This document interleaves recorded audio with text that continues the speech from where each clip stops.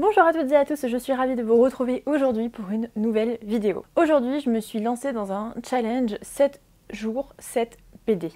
C'est un challenge qui a commencé hier, lundi 23 ou 24 janvier, je ne sais plus, quelque chose comme ça. Un challenge complètement improvisé, mais il se trouve que j'ai à nouveau pris une carte de médiathèque.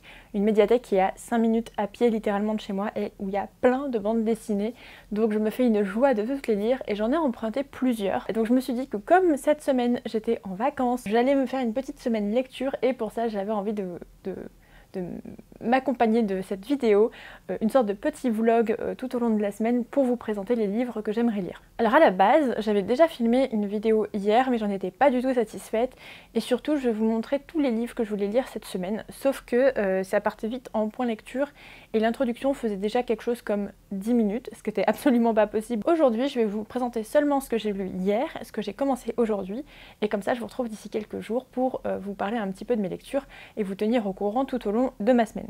Le but de ce challenge est complètement personnel, improvisé, j'ai absolument rien monté du tout mais j'avais juste envie de me lancer là-dedans. Vous pouvez tout à fait reprendre l'idée si vous en avez envie ou le faire de votre côté très personnellement. Il s'agit de lire 7 BD en 7 jours. Alors 7 BD c'est le minimum, il y a plusieurs titres que j'ai ici qui sont des séries et notamment des suites de séries et j'ai parfois eu envie où je vais lire tous les tomes de la même journée pour pouvoir avancer dans la série. Donc ça fera au final plus que 7 tomes et donc je pense plutôt partir sur 7 univers de BD, mais ça c'est totalement libre, pareil, si vous avez envie de le faire, vous faites bien comme vous voulez, soit vous lisez 7 BD au sens strict, soit vous lisez 7 univers de BD. Pour l'instant, j'en suis déjà du coup à 3 pour le deuxième jour parce que voilà, j'ai lu 2 BD du même univers hier, mais à la fin je vais juste compter les univers je pense. Je vais vous présenter tout de suite ce que j'ai lu hier lundi. J'ai lu la suite du Temps des Mitaines. Alors ça c'est le premier tome que j'avais déjà lu la semaine passée, Le Temps des Mitaines de Loïc Clément et de Anne Montel,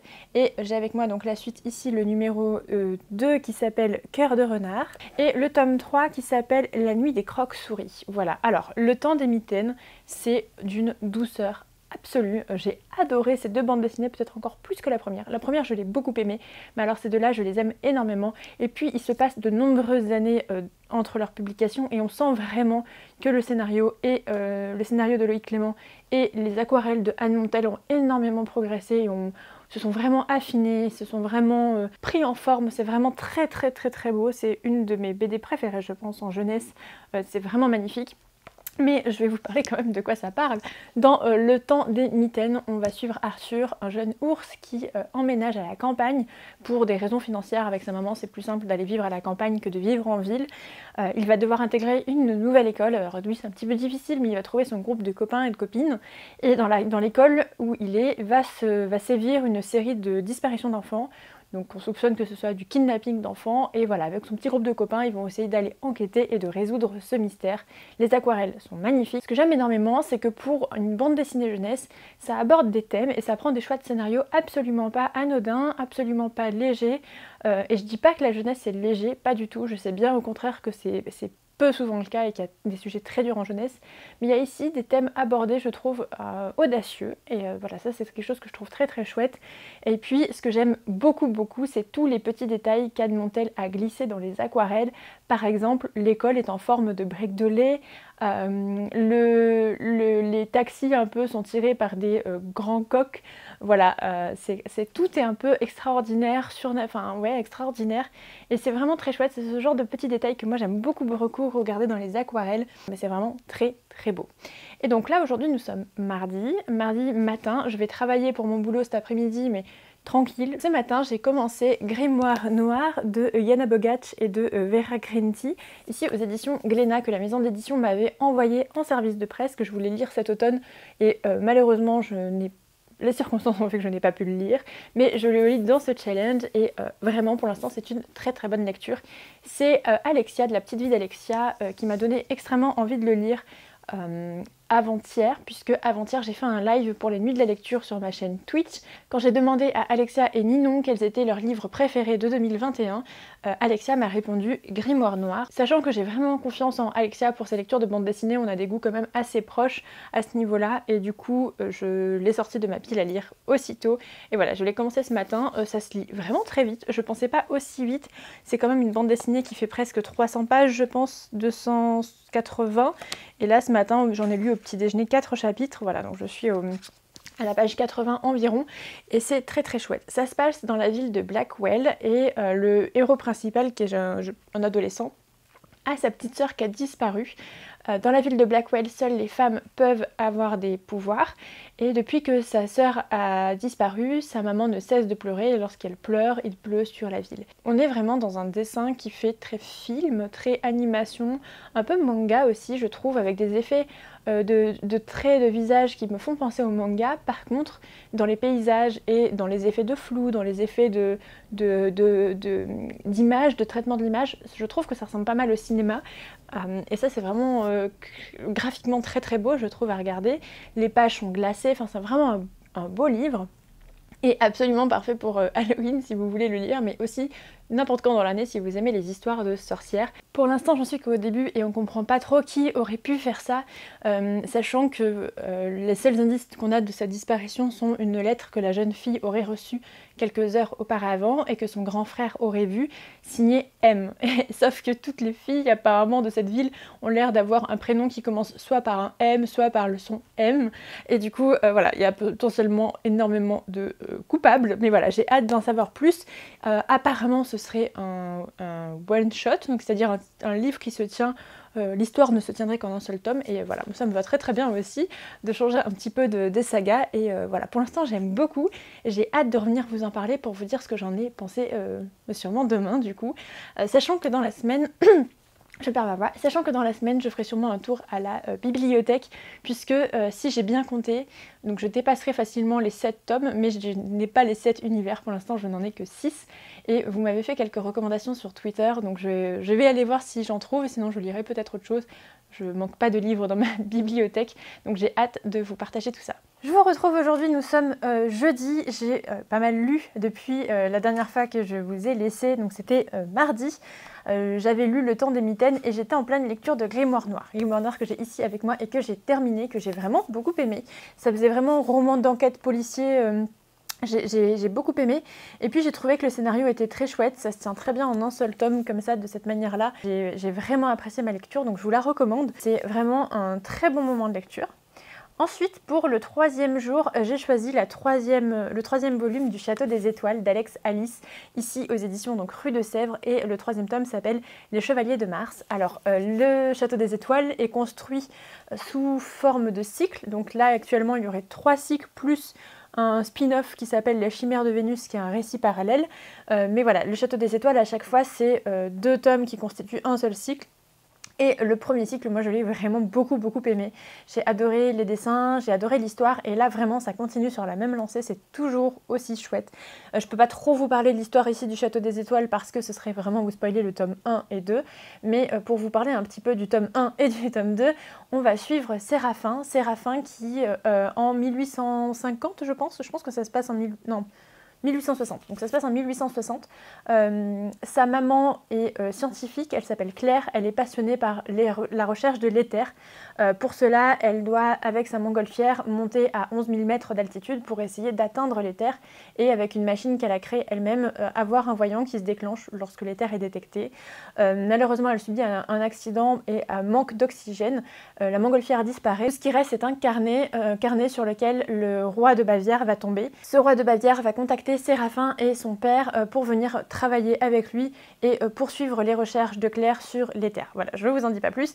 Il y a plein de conflits géopolitiques hyper intéressants. C'est une uchronie, donc en fait, les événements qui s'y déroulent ont pris une chronologie différente de la nôtre. On retrouve un univers fortement inspiré du Jules Verne, fortement inspiré du steampunk. C'est quelque chose que j'ai énormément aimé et que j'aime toujours autant découvrir dans cette suite. J'ai vraiment hâte de lire le tome 4 que heureusement j'ai acheté en même temps. Voilà, je pense que les acheter par deux c'est pas plus mal parce que ça se lit vraiment très bien en ensemble. Et encore une fois, c'est une de mes plus belles découvertes de 2021 et ce tome-ci ne déroge pas à la règle. Et en ce moment, donc aujourd'hui nous sommes jeudi 27, et je lis mon quatrième livre, ma 4e sélection pour cette semaine de challenge, et j'ai choisi Shangri-La de Mathieu Babelet aux éditions Ankama dans leur label 619, non, oui c'est ça, 619 label. J'ai entendu parler beaucoup de Shangri-La, j'en ai entendu beaucoup de bien, et notamment de Carbone et Silicium, du même auteur et du même donc, illustrateur Mathieu Bablé. Ici on va être dans une société futuriste, un peu space opéra, dans laquelle la société Tianzhu Enterprise va vraiment dominer absolument la politique et l'économie, et va faire forme de dictature, on va dire, au sein de cette société-là qui vit dans l'espace. J'en suis qu'à la moitié pour l'instant. Je trouve les dessins vraiment très beaux, les couleurs très très belles, quelque chose de très brut, de très franc, de très sincère dans le dessin.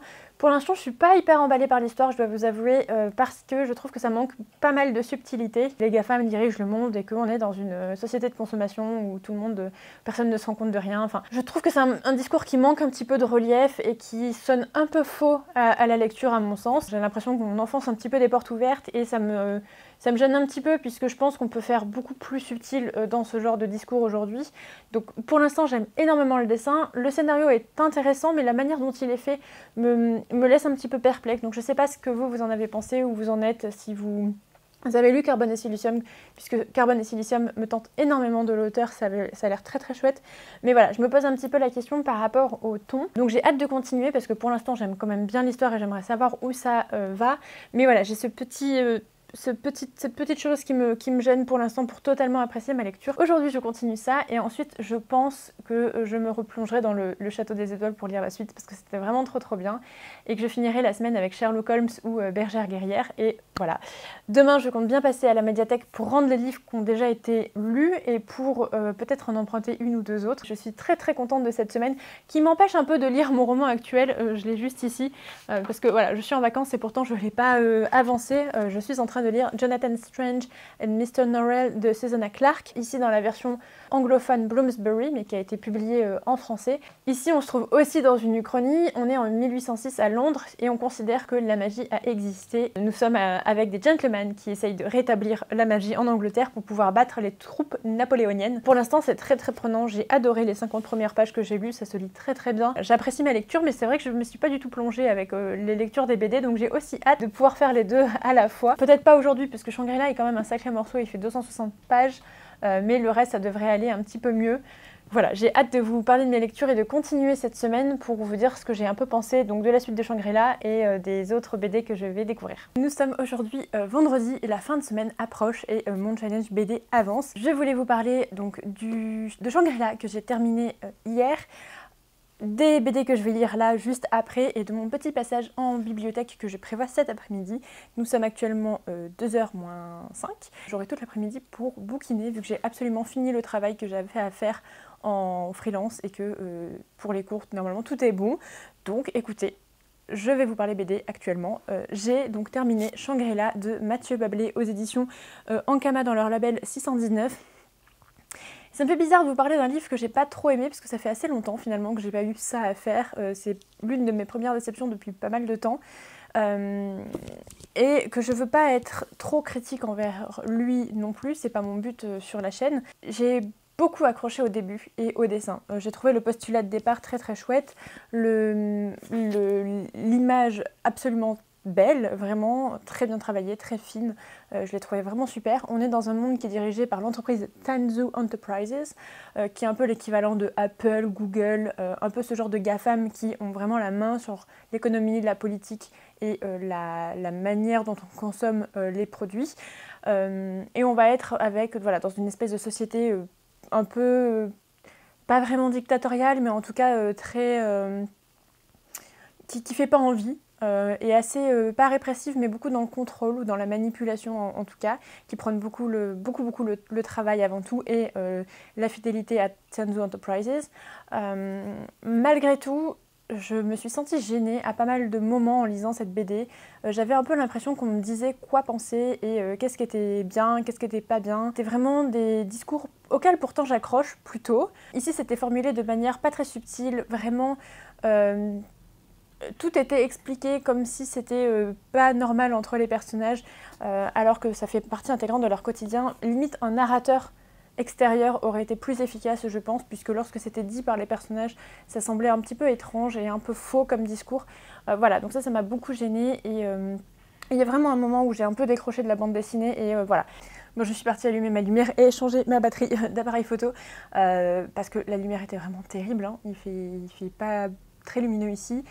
Du coup c'est très orange, mais je réglerai ça au montage. Donc je disais que voilà, j'ai pas du tout accroché au ton de l'histoire et ça m'a un petit peu dérangée.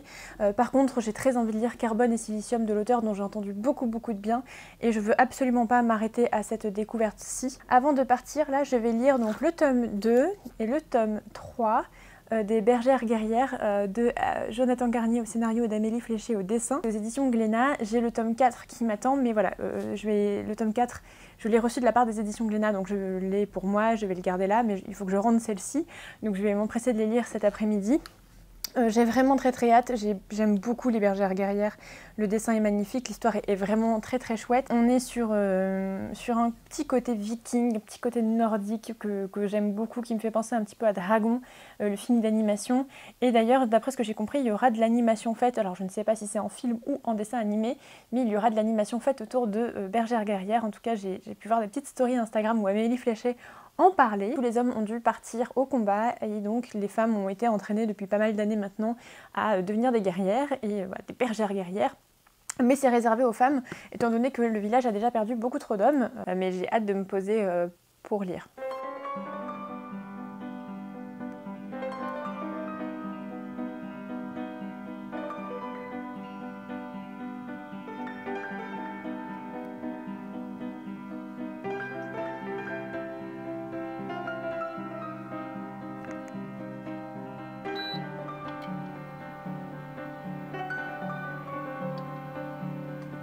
En fait, je vais vous avouer un truc, j'ai la méga flemme de sortir. Voilà, j'étais trop motivée ce matin à aller à la bibliothèque et en fait, non, pas du tout. Il fait pas du tout beau et je suis claquée, je sais pas trop pourquoi. Donc, j'ai décidé de suivre mes envies et de ne pas aller à la bibliothèque. Alors oui, ce n'est qu'à 5 minutes à pied, mais je pourrais toujours y aller demain ou mardi, c'est pas très grave en soi, puisque de toute façon j'ai de quoi faire. Des BD que j'ai pas lus, j'en ai beaucoup. Par contre, j'ai terminé, et je peux venir du coup vous en parler, les Bergères guerrières, puisque cet après-midi, je me suis fait une session lecture, j'ai lu le tome 2, j'ai lu le tome 3 et le tome 4. Et ils sont super beaux, ils sont vraiment magnifiques. C'était une très bonne lecture. J'ai été ravie de retrouver l'univers des Bergères guerrières. Je trouve que l'histoire va vraiment loin dans sa propre mythologie et qu'on voyage. J'avais peur qu'on reste un peu confiné dans ce village de départ. Pas du tout, on voyage beaucoup, notamment dans le tome 3 et le tome 4. Je pense que j'ai vraiment préféré ces deux derniers tomes au tome 2. Voilà, donc je vous recommande vivement cette saga. On en a entendu beaucoup parler, je trouve, sur Booktube et sur Instagram, mais a raison, puisque c'était quand même une très chouette saga. Pas que jeunesse, hein, vraiment pas du tout, ça se lit très bien pour n'importe qui à n'importe quel moment. On est dans des couleurs beaucoup plus orange, violette dans cette suite, beaucoup plus de bleu c'est vraiment très beau. J'aime beaucoup ces couleurs-ci. On voit que ça a un petit peu changé au fil de la saga et qu'on s'éloigne un petit peu de l'univers nordique, un peu viking, un peu dragon, pour aller vers quelque chose, vers des paysages qu'on retrouve beaucoup dans des régions telles que la Mongolie. Alors je voudrais pas m'avancer, mais en tout cas, c'est ce à quoi ça m'a fait penser. Donc trop chouette. Là, ce que j'ai prévu, parce que du coup, il est 16h30 à peu près. Je vais essayer d'avancer mon roman que j'aime trop. Et en fait, je vais m'atteler à la préparation de 2 vidéos. Normalement, vous aurez celle-ci dimanche, si tout va bien. Je vais lire ma dernière BD dimanche matin et je vous ferai la publication de cette vidéo aussi dimanche. Mais j'ai aussi un point lecture à vous tourner, le point lecture de mes lectures de janvier. Et aussi mon programme pour les nuits de la lecture Harry Potter, puisque du coup, j'ai adoré faire les nuits de la lecture sur Twitch, c'était vraiment trop bien. Et l'événement revient, mais cette fois-ci avec Harry Potter, organisé par les éditions Bloomsbury et les éditions Gallimard en France. Et les festivités s'étendent du 3 février au 6 février, donc du jeudi 3 au dimanche 6. Et je compte bien y participer sur Twitch, je vous mets le lien en barre d'infos de toute façon. Vous allez voir, ça va être génial, j'ai prévu un programme qui me met énormément en joie, donc on commencera jeudi. Et je ferai de mon mieux possible pour mettre des vidéos replay sur YouTube.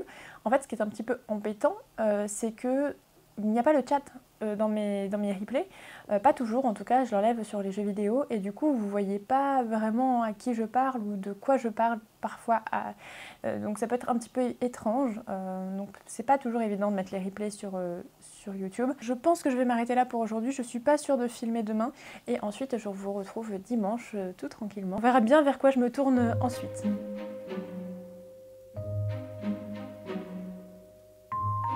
Bonjour à toutes et à tous, je suis ravie de vous retrouver dans ce dernier jour pour vous présenter la fin de mon challenge. Alors aujourd'hui on est lundi 31 janvier, donc c'est le 8e jour et je reviens pour vous parler un petit peu du bilan de ma semaine. Au final, je n'ai pas lu 7 univers, mais j'ai lu plus de 7 BD. Donc on va dire que ça rentre dans le challenge, puisqu'à la base je voulais lire 7 BD. Je me suis dit que je pouvais étendre à 7 univers, mais ça a fait peut-être un petit peu beaucoup sur la semaine. J'ai 6 univers à vous présenter, dont certains possèdent plusieurs suites plusieurs tomes pour leur suite.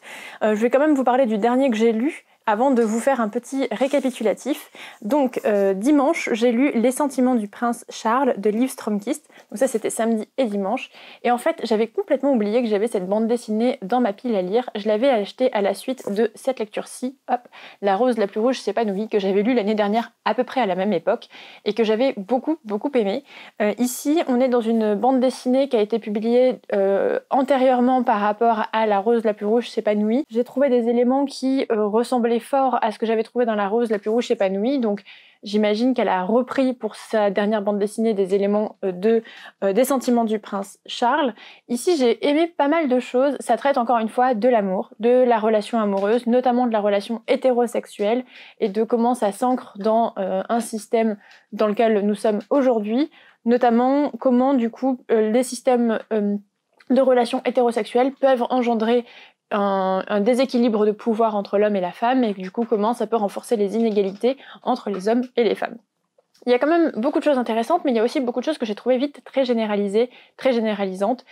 J'aime beaucoup la manière dont elle va s'appuyer sur des propos théoriques. C'est une bande dessinée qui est vraiment proche de l'essai. Il y a énormément d'œuvres citées, de professeurs de recherche, de chercheurs cités. Et il y a toute une bibliographie à la fin d'ailleurs si vous souhaitez approfondir le sujet. Donc ces parties-là, je les ai trouvées très chouettes. Par contre, c'est vrai que dès lors qu'elle prenait des exemples, c'était vite un exemple parmi d'autres qui je trouvais étaient vite soit caricaturaux, soit vite généralisants, parfois un peu trop. Il y en avait quand même des très chouettes, mais ça revenait de manière assez fréquente, ce qui m'a laissé parfois un peu dubitative. J'étais en double sentiment sur le livre, à la fois en lui accordant une certaine confiance dans le propos qu'elle disait, et en même temps un certain désaccord par rapport aux exemples constamment présentés. Ça c'est un avis très personnel, mais je pense que si vous lisez le livre, vous pourrez voir de quoi je veux parler. L'exemple qui m'a le plus frappé, ce serait l'exemple selon lequel les femmes auraient une grosse charge mentale à s'occuper de leur mari lorsque celui-ci vieillirait. Et souvent, des hommes célèbres prendraient des femmes plus jeunes et une fois vieux, ces femmes plus jeunes seraient censées s'occuper d'eux, et elle prend un exemple complètement contraire où un homme a complètement refusé de s'occuper de sa femme. Bon, c'est vite des exemples qu'on peut complètement défaire en montrant des tas d'hommes et des tas de femmes qui s'occupent les uns des autres une fois vieux. Voilà, c'était ce genre de petits passages qui moi m'ont un peu plus gênée, bien que je comprends l'essence du propos et qui permet d'être peut-être approfondi un peu plus à travers d'autres réflexions. C'est quand même une bande dessinée assez particulière, que ce soit au niveau du dessin ou au niveau du ton, du texte. Voilà, faut vraiment peut-être accrocher un petit peu. C'est un dessin très particulier, très avec des traits assez épais et beaucoup de texte, mais pas dans avec des effets de typographie à chaque fois qui peut peut-être déconcentrer. Moi, c'est quelque chose que j'aime bien, cette typographie-là, un peu différente de ce qu'on peut lire dans les bandes dessinées traditionnelles. Je compte lire les autres bandes dessinées de l'autrice. Je sais qu'elle en a sorti une cette année, donc j'aimerais bien la lire et voir de quoi ça parle.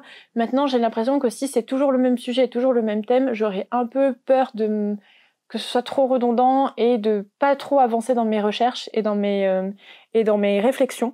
Donc voilà, je vais me renseigner un peu. N'hésitez pas à me dire si vous avez lu la dernière bande dessinée qui est parue de Liv Strömquist. Je serais très curieuse. En attendant, par contre, ça reste des très bonnes ouvertures, je pense, au féminisme et à la réflexion sur les relations amoureuses. Donc voilà, je vous conseille quand même, mais avec peut-être un petit peu de recul sur ce qu'on peut lire. Voilà un petit peu pour la fin de ma semaine. Globalement, j'ai eu une très très bonne semaine de lecture. Je suis ravie d'avoir fait ce challenge et de vous l'avoir filmé tout du long. Ça m'a permis de bien construire mes pensées pour chacune des bandes dessinées que j'ai pu lire ici. Je vais vous faire un rapide récapitulatif. Donc j'avais commencé la semaine avec le tome 1, 2 et 3, ou non, juste 2 et 3 je crois, du temps des mitaines de Loïc Clément et de Anne Montel. Ça j'ai vraiment adoré, c'est vraiment mon coup de cœur de la semaine je pense, une vraie pépite, c'est si mignon, c'est tout doux, c'est en même temps très intéressant, très prenant. Je sais que aux éditions Little Urban, des romans sont parus sur l'univers du temps des mitaines et qui se déroulent 20 ans avant les bandes dessinées. Little Urban c'est vraiment ma petite pépite découverte du salon de Montreuil de la fin de l'année dernière, puisque j'avais adoré comment Mélissande découvrit le secret du bonheur et le bois de bureau, les fabuleuses fables du bois de bureau. Donc je pense me prendre le temps des mitaines en roman jeunesse, ça fait très longtemps que je n'ai pas lu un roman vraiment jeunesse, et voilà, je pense que ça pourrait me plaire, d'autant plus que j'aime beaucoup la maison d'édition. Si vous avez l'occasion de lire le temps des mitaines, vraiment foncez, c'est absolument génial. J'avais lu ensuite Grimoire Noir aussi, que j'ai beaucoup aimé, de Yana Bogac et de Vera Grinty aux éditions Glénat. Ici on est dans vraiment une ambiance très film noir, ambiance de sorcière, très Halloween, très automne. C'était vraiment génial, je vous recommande vivement. J'ai beaucoup aimé cette histoire, le fait que ce soit vraiment un récit qui se tienne en un seul tome. D'après ce que j'ai pu voir, l'autrice, je crois que c'est Vera Grinty, milite sur Goodreads pour peut-être avoir un tome 2 ou une suite publiée dans le même univers, mais en tout cas c'était très bien. Si vous cherchez des histoires de sorcières, je vous recommande. J'ai ensuite lu Le Château des Étoiles. Bon bah ça sans surprise, c'était vraiment génial, j'ai complètement adoré cet univers, à la fois steampunk, à la fois un peu à la Jules Verne, à la voilà, on est en France en 1870, donc on est vraiment dans une époque toute particulière, à la croisée des techniques, de la science, de la science-fiction un petit peu, voilà, mais je vous en dis pas plus, j'ai énormément hâte de lire le tome 4. J'avais lu ensuite Shangri-La. Shangri-La, ça a été ma petite déception de la semaine et déception tout court. J'ai un avis vraiment mitigé sur cette bande dessinée, mais je vous en ai déjà parlé, je vais pas réinsister là-dessus.